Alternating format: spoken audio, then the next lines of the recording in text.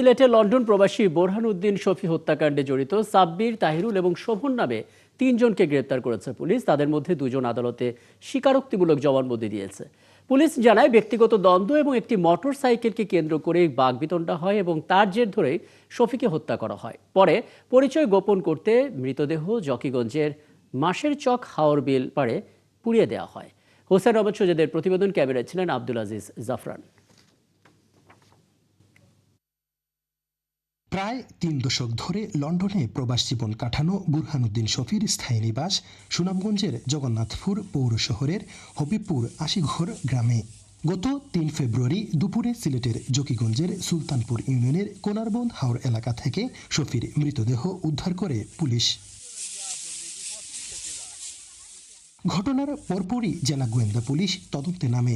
তথ্য প্রযুক্তির সহায়তা, বিভিন্ন আলামত বিশ্লেষণ এবং মাঠ পর্যায়ের অনুসন্ধানের ভিত্তিতে গত ২০ ফেব্রুয়ারি জকিগঞ্জ থেকে সাব্বির, তাহিরুল এবং শুভনকে আটক করা হয়। পুলিশের দাবি, একটি মোটরসাইকেলকে কেন্দ্র করে বিভিন্ন ব্যক্তিগত বিরোধের জেরে পরিকল্পিতভাবে শফিকে হত্যা করা হয়। এরপর পরিচয় গোপন করতে মৃতদেহ মাছের চক হাওর বিল পাড়ে নিয়ে আগুনে পোড়ানো হয়। আমরা ফিঙ্গারপ্রিন্টের মাধ্যমে আইডেন্টিফাই করতে পারি যে উনি এই শফি, লন্ডন প্রবাসী। আর তখনই আমরা খোঁজ পাই যে এয়ারপোর্ট থানায়, সিলেট মেট্রোপলিটন পুলিশের এয়ারপোর্ট থানায় একটা জিডি হয়েছে। পুলিশ আরও জানায়, গ্রেপ্তারকৃতদের মধ্যে 2 জন আদালতে স্বীকারোক্তিমূলক জবানবন্দি দিয়েছে।